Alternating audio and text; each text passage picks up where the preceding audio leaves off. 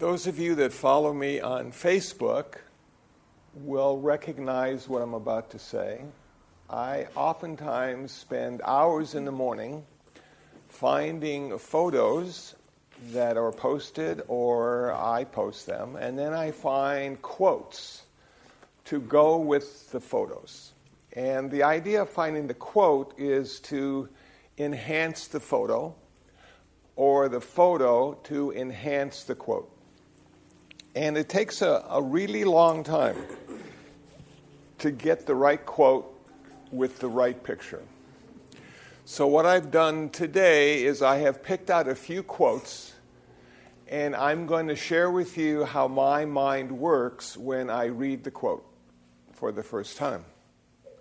And that might give you some insight into maybe nothing at all. So, the first quote I posted yesterday. If wool shrinks when you wash it, why don't sheep get smaller in the rain? I got nothing. But I like the quote.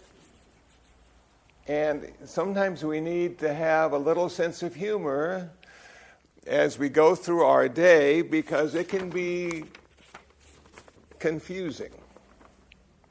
Now, 2 weeks ago, I went to a Catholic high school, and I gave a presentation as part of a panel. We had a Hindu, a Jew, a Christian, and myself.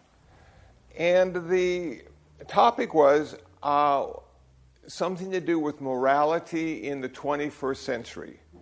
What good is it? What does it do? Does it make a difference? And everybody had their own take, that's for sure. But I wanted to have a Buddhist take on it, of course. And so I talked about the 5 precepts. What else would you talk about? Morality is how we perceive at a personal level what is right, what is wrong, what is good, what is bad, what is skillful, what is unskillful. And the 5 precepts give us a reference point in order to have correct intention, correct speech, and correct action. Now, I said to myself, well, if we speak skillfully, if we act skillfully, if we think skillfully, what possible good could it do in the world? And then I thought about Mahayana Buddhism. Mahayana Buddhism being the Reform movement. Those are the Protestants. And what they said about the ultimate reality of Buddhism is this. They said that all things are interconnected and interdependent.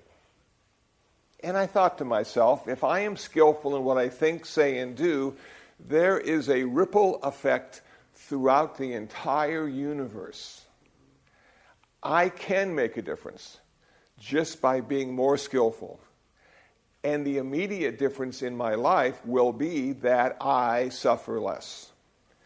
And the ultimate difference will be everyone else suffers less as well. Just wanted to share that. Now, I'm reading a post on a Catholic Facebook page about Thomas Merton. I really like Thomas Merton. I've been to Gethsemane a couple times. I've got a picture of myself by his grave, which made me happy, but probably didn't do anything for him. And they said, well, you know, Thomas Merton was hanging out with those Buddhists, and those Buddhists are atheists. And not only that, when he befriended the Buddhists, he got electrocuted in Thailand at a conference, which implies perhaps that God was angry, decided to do Thomas in. So I had to respond. I just couldn't let that sit there and have people read it without any kind of response from me. I find as I respond on Facebook, it's probably similar to tweeting, which I don't do, but you want to get as much information in as few words as possible. This is what I came up with Buddhism and gods. Not God, but gods. The Buddha was a theist and never blamed the gods of India for human suffering. It was the human condition of greed, hatred, and delusion, he said, that caused attachment, aversion, and desire, ending in suffering. Nirvana, the end of human suffering, was realized through practice of the Eightfold Path. The Buddha did not defeat death. He defeated birth. With birth comes sickness, old age, and death. Nirvana, the ultimate goal, is the unborn and undying found in Buddhism. Succinct.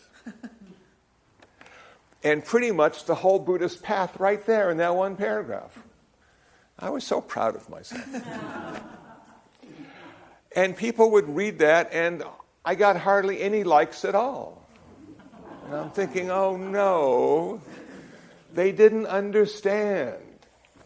And I don't know why I should assume that everyone who reads what I post will understand what I say, and that's why I'm speaking about it today.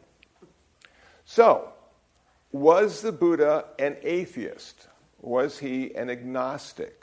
Well, the Buddha was a Hindu. That wasn't a term they used back at the time of the Buddha, but we look at it as being Hinduism, and he understood the hierarchy of gods and did not deny that they existed, but he found them lacking. And the most obvious lack was they could or would not end human suffering. So he took it upon himself, without blaming the gods or asking the gods to solve the issue. He said, I've discovered why humans suffer. We have like a lot of greed, hatred, and delusion. And that causes us aversion, attachment, and desire. And that causes us to suffer because things are never the way they could or should be. Which is why I don't post political posts on my Facebook page, because things have never been the way they should be. Then they said Jesus defeated death, though he had to die to do it. And the Buddha didn't say there was anything wrong with death. He said there was something wrong with birth.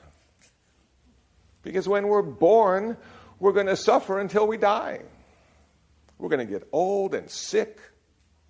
Wow. And then we just die. And then we get to be reborn again. So we can get old and sick and die one more time. And then again. And then again. So he said, if you're born, you're going to die. There's nothing I can do for you about death. But I can tell you how not to be born. Because what's being born is our karma. And I can tell you how to end your karma. And if you've ended your karma, you'll never be born again to get sick, to get old, to die. And I call this end of birth nirvana. And as a side note, when you achieve nirvana, you don't have to suffer anymore either. But he didn't say, I'm going to show you how not to exist. He didn't say that. He didn't go there. He said, I will show you how to exist without birth. And there is nothing on this planet that we live on that wasn't born, that didn't have a first cause. So it's an incredible statement to make. And it's a profound thing to think about, how to exist without being born. But because of that, there's no death. In Buddhism, the only thing that's unborn and undying is nirvana, the final goal of all Buddhists who are practicing. So I wish I could have shared that with a couple of those comments, but I couldn't. So I shared it with you. Now, this is a Thomas Merton quote. This blew my mind when I found it. And I posted it on a picture, which didn't get very many likes either. And I'm thinking, I get 200 likes with a cat picture and 40 likes with Thomas Merton. And I'm thinking, what's wrong with the world? Thomas Merton said, "In humility is the greatest freedom. As long as you have to defend the imaginary self that you think is important, you lose a piece of your heart. As soon as you compare that shadow with the shadows of the other people, you lose all joy because you have begun to trade in unrealities, and there is no joy in things that do not exist." Is that an amazing quote from a Catholic priest, monk? Wow. It's so Buddhist. Or it's so Catholic. Or it's both. So there's freedom in humility. Not taking credit. Not having to be the person that does all the good work. But simply allowing the good work to occur. And the shadow of self.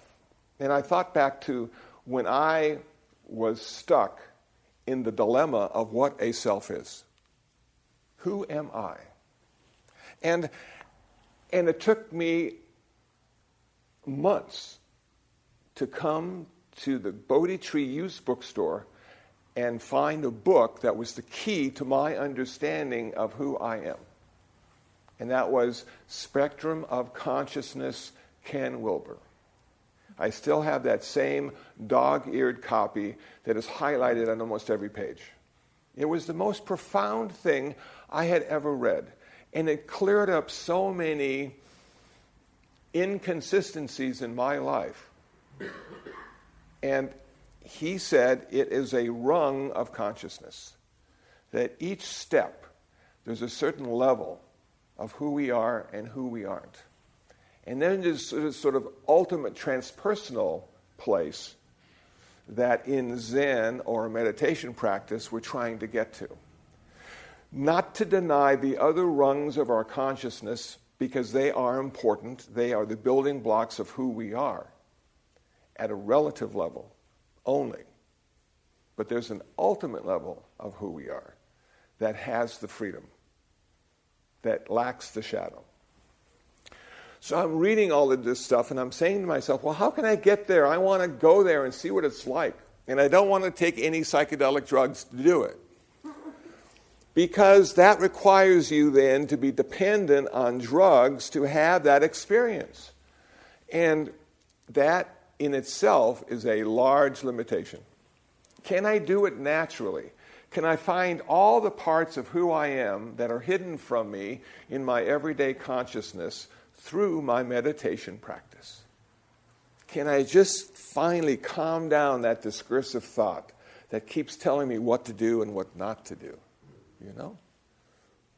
And yes, it's possible. There are many kinds of meditation that we can do that allow us to, for the moment, reduce that discursive thought, that static, that stuff that's always going in our head. And we come to these places of altered states of consciousness that are available to us all the time without any kind of drug. And it will allow us to see ourselves in so many different ways. All these different ways, like a kaleidoscope, if you will. And then there is a certain sense of freedom. You come to this place where you don't have to be who you think you are. And that allows you the ability to transcend and respond to every situation you find yourself in. And not have to be that limited, self-centered, fearful being that we find in our reaction to the world sometimes. So when I read this from Thomas Merton, I could tell he's been doing some meditation, whether it be the prayer of quiet, or the rosary, or even Buddhist meditation. He's been doing something, and he has come to that place of transcendence in his practice, which for a Catholic may not be a good thing. Because for a Catholic, and I might say probably for every Christian, the idea of relationship is profound and important. That you always need to be in relationship to God or Jesus. And the less self you have, the more obvious the relationship is. But for a Buddhist, that's not the case. We fall out of relationship in a particular way and come to the relationship of interconnectedness and interdependence.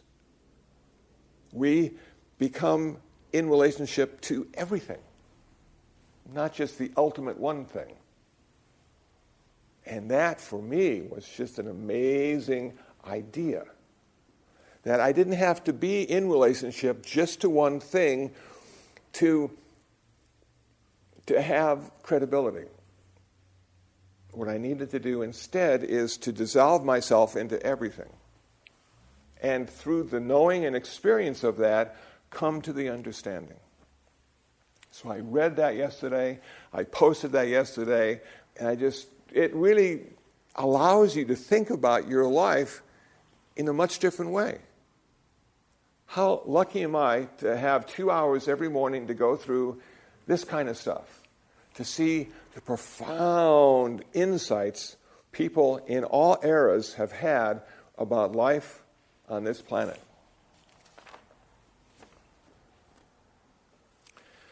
This is from the book Siddhartha.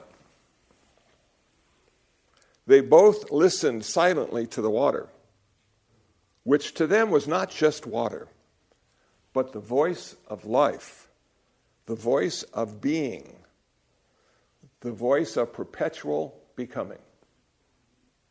Bang!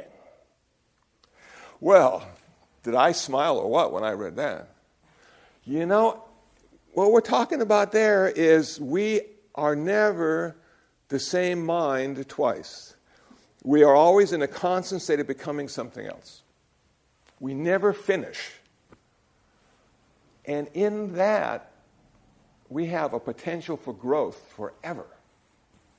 Because when you stop becoming something, you hit that plateau, it's an illusion, it doesn't exist. That's when you need to go down to the river and just watch it flow. And go, yeah, I forgot. I'm part of that flow too. Sometimes I get caught on the sticks and the rocks and the boulders in the river, but I always find a way to release myself and continue the journey. So as long as I'm becoming something, I'm alive and well. Once I think I've attained something, I got a problem. Because there's nothing to attain. Good old Siddhartha. Man. Louis L'Amour, I think he wrote Western novels. You know what he also wrote in one of his novels that sounds to me so Buddhist? He said, "There will come a time when we believe everything is finished. That will be the beginning." Whoa, are you kidding me? You know, isn't that just amazing how we just work so hard to finish the project, whatever that might be? You know, it might be graduation, it might be our life, it might be our relationship. We work really hard, we finally finish it, and then we realize it's just the beginning. So before I became a monk, I was like this guy who read all these Buddhist books and had these fantasies about monk life and how wise and how much leisure time they would have. And it was just sounded like a great way to live out the few years I have left. And I continued to work. And then I took the 8 precepts of a novice, of a postulant, and the 10 precepts of a novice monk. And then I took the over 227 precepts of a Mahayana monk, and my teacher came up to me, Reverend Karuna, and she said, "Okay, this is where you start.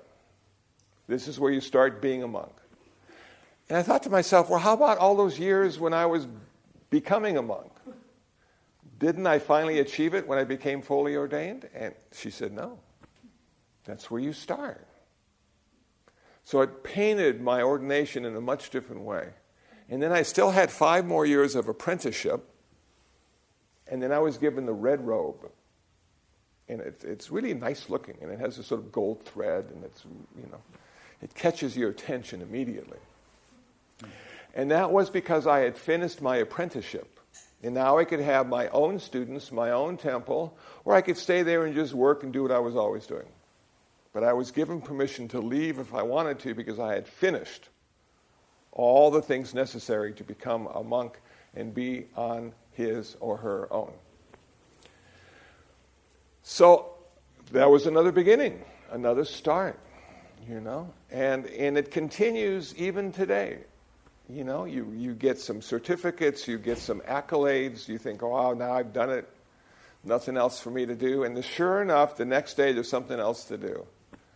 And it just continues and continues. So there's never an end. There's always just the beginning. Lao Tzu said this: kindness in words create confidence. Kindness in thinking creates profoundness. Kindness in giving creates love. I'm going, wow, that is so cool, because they use the word kindness before they use the word love. And everybody loves the word love, because everything's about love.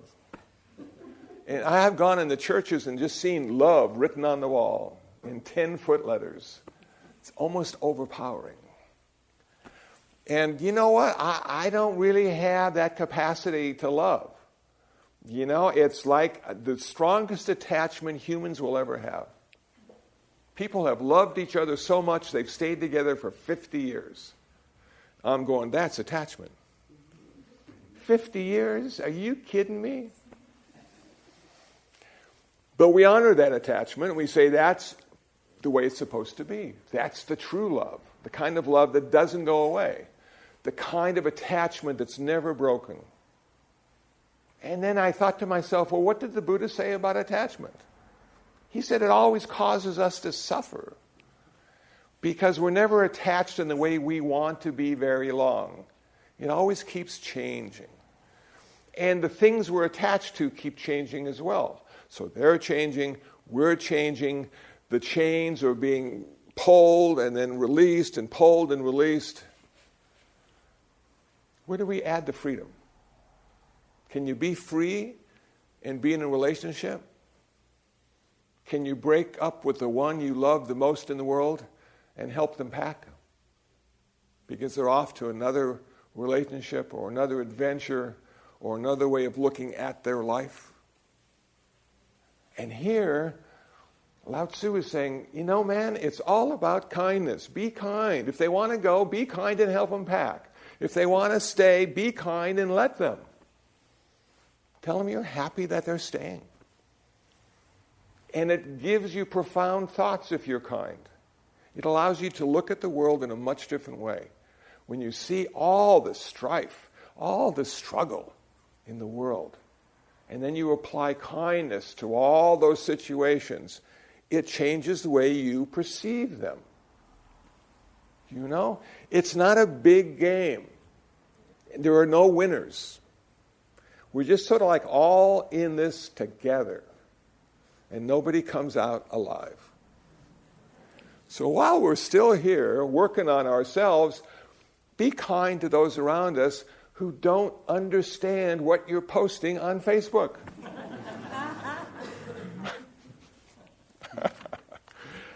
Oh. Okay, this one, this is a good one.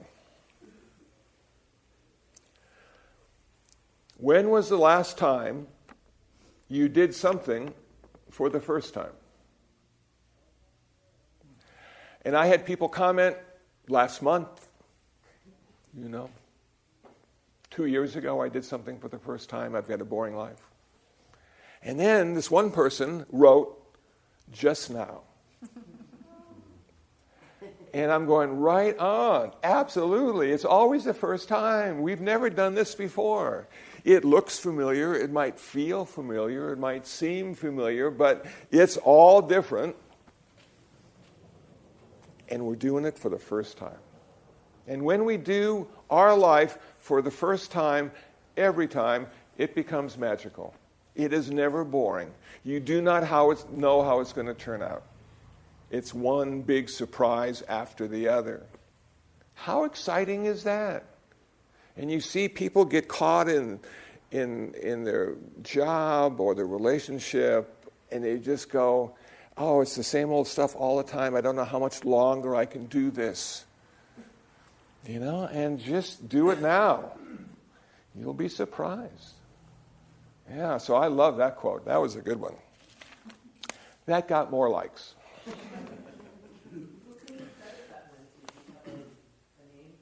There was no name. It was an anonymous, it's probably attributed to somebody, but I couldn't track it down. But I give you something to do, Jerry. Just do Google search. When was the last time we did something for the person? There you go. Okay, this quote is from Suzuki Roshi, San Francisco Zen Center. He said, "There are, strictly speaking, no enlightened people. There is only enlightened activity." Wow, huh?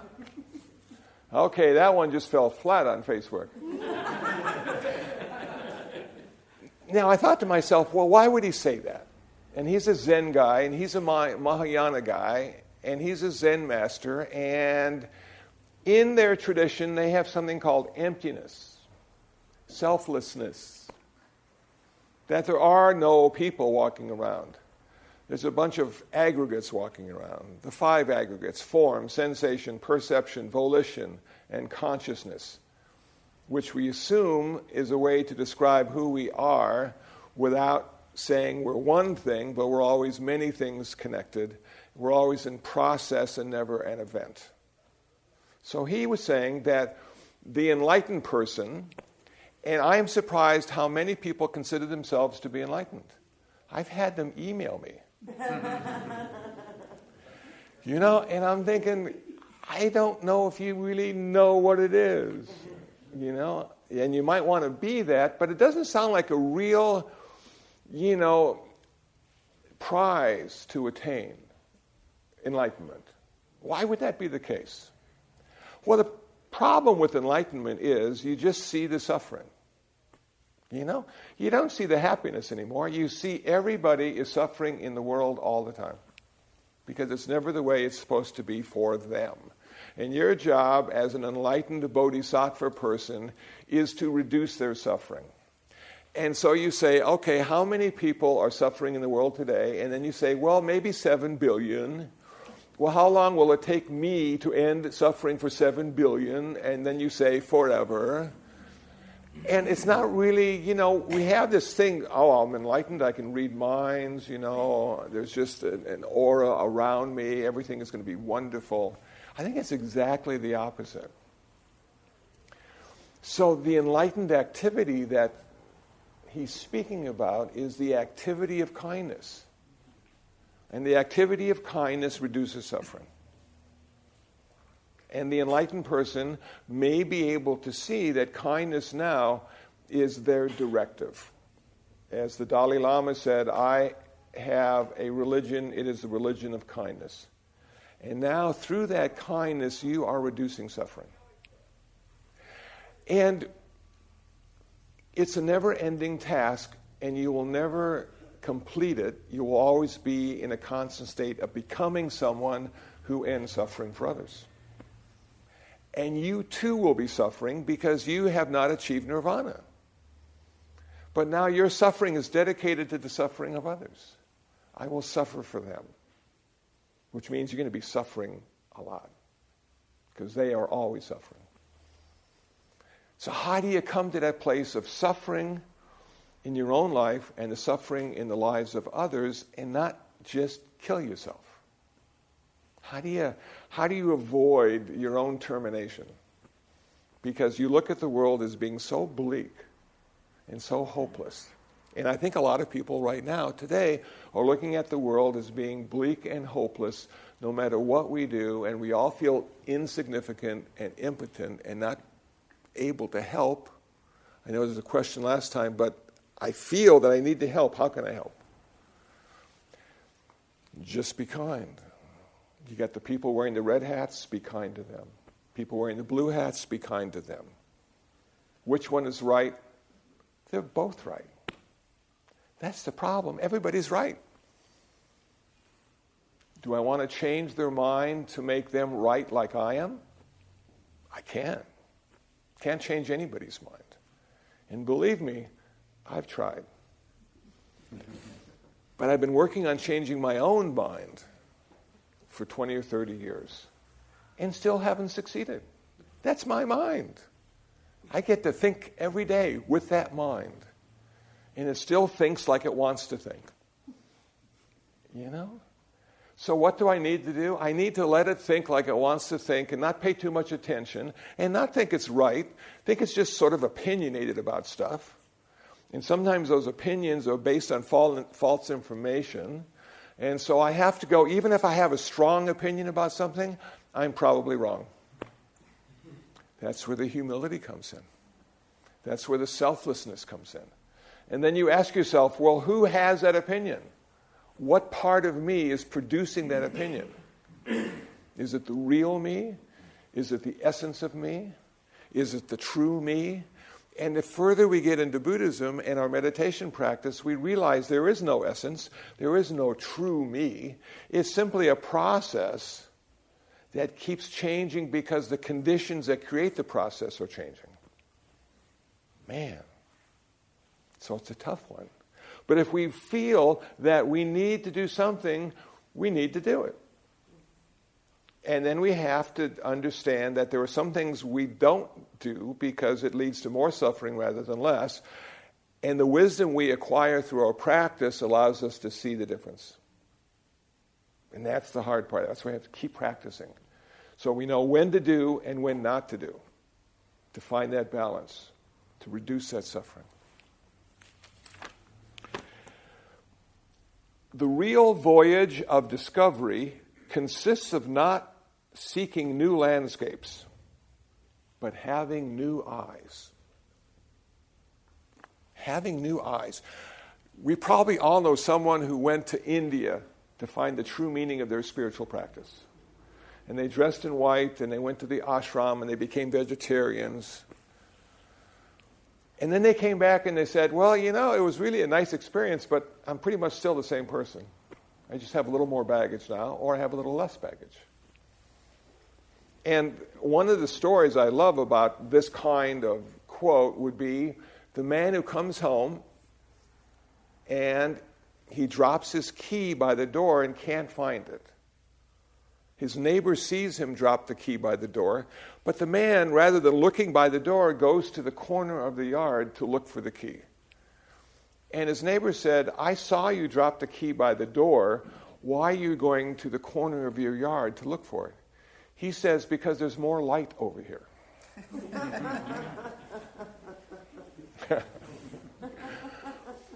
So if you can't find it where you are, you're not looking in the right place.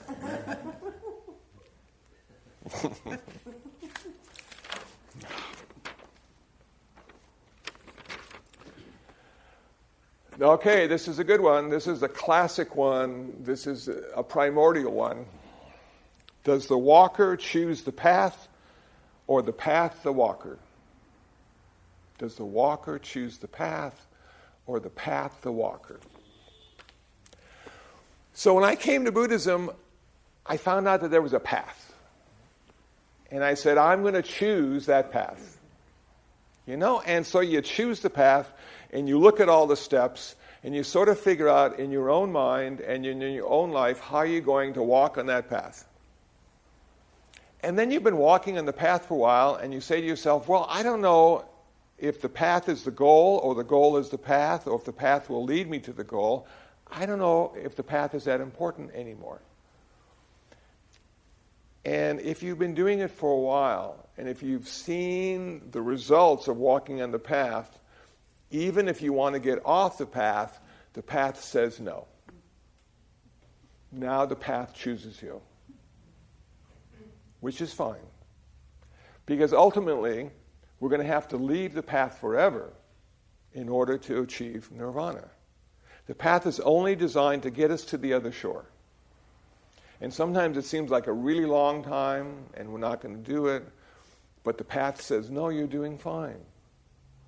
There's a story that Jack Kornfield told years ago on one of his cassette tapes. Remember cassette tapes? Yeah. And he said, I was in Asia and I was studying, and the master was very confusing. Theravada Buddhist elder monk. Because to some of the students, he'd say, no, do this. And it was the exact opposite of what he told the other students.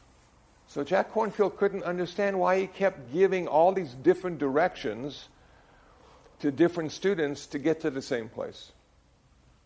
So he asked his master. He went up and said, why do you do that? Which, of course, is what Americans do, We want to know. And the master looked at him and said, well, I see the path clearly. And I see sometimes they're a little bit to the left. So I say, no, more to the right, more to the right. And sometimes they're a little more to the right. I say, more to the left, more to the left. The students can't see it, but the master could. So sometimes when our teachers give us these suggestions on how we should act or practice or see the world, what they're doing is they're saying, this is how I see it. This is how I see the path. And you haven't quite got there yet. And so let me help you see the path the way I do. That only works up to a point. Because that's their path. It's not your path. You got different karma. You got to find your own path. And if your path seems too clear and obvious, it's probably somebody else's. So you got to keep working on yourself with the help of others who are telling you what they do, but not telling you what you should do. That's what I think. So I've always been a little resistant when people tell me what to do, because I say to myself, how the hell do they know? And in a lot of cases, they do know, but I was too stupid to see that. So I kept doing it my way, and it took twice as long to figure it out. If I had only listened, I could have shortened it by months or years, my path. But I just move slowly in the direction I think I should be going, and I'm waiting for the signs that I'm on the wrong path, which is more suffering rather than less. So if what I'm doing is creating suffering in my life, I'm not doing it right. If what I'm doing is creating less suffering, no matter what other people think, I am doing it right. And if I'm creating less suffering in other people's lives, I'm really doing it right. That's what I think. Always remember that you are absolutely unique, just like everyone else. And this stimulated relative and ultimate for me. I'm going, yeah, we're all so unique at a relative level. We've all had our own unique karma and experiences and education and situations, and nobody else has ever had that before in the way we have for the entire history of humanity. Nobody has ever lived our life before. How special are we? Relative level. And yet, we're all interconnected and interdependent, and we're not unique except at a relative level. We are part of a giant community of everything at an ultimate level. So the dance we do is unique and everyone. I'm just like everyone, but in my own unique way. And that gives us a sense of self, which is really important. And the community gives us a sense of selflessness, which is really important. And those two things propel propel our practice and propel our growth. Being something and not being someone. Can we do that in our practice? And I think we can. I think it's possible. But it's really hard not to get caught in who you are and not to think you're the most special and the only one. And a good way to monitor or measure your spiritual practice is, how much does everyone mean to me? And at some point in your evolution as a spiritual person, you will find everybody else has more value than you do. That you are less important than they are. Humility. And that you find helping others gives you happiness and pleasure. I posted a podcast a couple weeks ago about Mitch the dog. This was recorded back, I think, in 2012 or 2011. I was giving a talk at a Center for Spiritual Living in Simi Valley. And I talked about Mitch. And Mitch was a dog that we had for many years. And finally his hind legs went out because he had some German Shepherd in him. And it was tragic to see him go downhill so fast. And finally, out of compassion, we just put him to sleep because he was suffering so much. Which, of course, is another dilemma that pet owners have to face. Do I take the dog out because of compassion, or do I let him die naturally and learn all the lessons he needs to learn about life and death? And it's a crapshoot. It's a flip of the coin. Some animals die really well. Some don't die well at all. And there you are, being their protector and caregiver, and you have to make the decision by your personal experience with them, will they die well? And I thought one cat that I let die naturally would die well, and she had the hardest time in dying. It was just so sad. It just caught me by surprise. And then 2 years ago, we had a cat, little Leo the cat, and Leo had health issues for 2 years. It was a homeless cat that found the backyard, and it never really got well. Well, maybe 2 months it was just normal, and the rest of the time it was just suffering. And finally it was time for it to die. The kidneys had stopped, and it was going. So it was Christmas Eve. I'm thinking, wow, I wonder if little Leo's going to die on Christmas Eve. And then I turned on the TV, and I turned on the channel where the Pope was giving his talk on Christmas Eve. And little Leo was lying next to the TV and listening to the Pope. And then little Leo just sort of died. It just peacefully stopped breathing, you know. I'm thinking how lucky little Leo was to have the Pope help him die, you know. So, but that's not necessarily going to be the case every time. So Mitch, I would carry Mitch up and down the stairs. I live on the second floor of the Zendo, and we have little stairs, and his back legs were not working well, so I would pick him up and carry him up. And he's about 70 pounds, you know. He was a moderately sized dog. And I thought to myself, as I take him downstairs at 5 in the morning so he can go wet the grass, I thought to myself, I wonder if I'm going to get a heart attack. I'm not in very good shape. Or maybe that's stroke. And me and Mitch will go out together, you know? But rather than any of that negative stuff happening, only positive stuff happening. I became stronger physically because I lifted and carried this guy up and down the stairs 4 or 5 times a day. And mentally, I had this relationship already with Mitch, but it came so much deeper and so much more profound. And then I realized that I was getting great happiness making him happy. That when he was happy and wasn't suffering, I was at my happiest. And I thought to myself, yeah, that I see as being part of the spiritual path.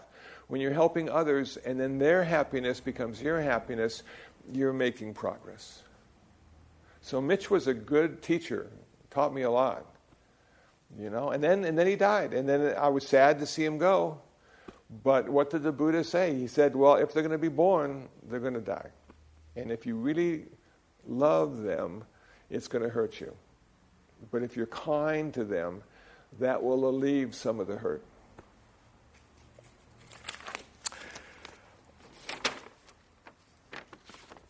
And then, last but not least, Pablo Picasso.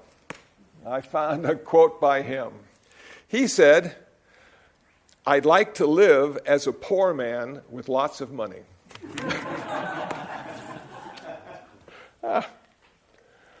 Well, I love that dichotomy, don't you? You know, because it's like you're pretending to be poor. And, you know, and I think for me what that means, he'd like to live a life of simplicity and not have to give up his money. And can we live a life of simplicity, whether we're rich or poor? We can, but in one instance, if you're rich, it's your idea. If it's poor, it's a matter of circumstance.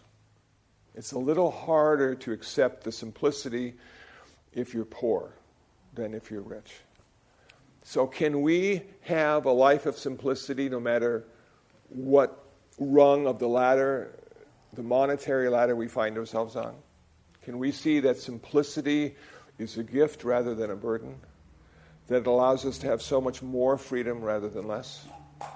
And it keeps our mind free from all the attachments that accumulate. One of the monks at our center was offered a larger room to live in. And he said, no, my room is fine. If I got a bigger room, I just have more stuff. You know, and that's sort of like it is, you know. No matter how big your house is, it's never big enough. So I've lived in a room for many years now, and it's fine. It's cluttered, but it's cluttered in a comfortable way. And I know where everything is. And if I start to straighten up and move stuff around, I'm going to be completely lost. So those are a few of the things I wanted to share with everybody today about my idea of what I post and why, and how many great quotes there are out there. There's Brainy quote, there's Goodreads quote, and some of the quotes on Goodreads allows you to find the book it came from, and then get the book and then just enjoy the whole book rather than just one sentence or two. It also is a wonderful way of looking at the world to start your day. A couple positive quotes or inspirational quotes or insightful quotes allow you to see that your mundane, everyday existence is magical and always for the first time.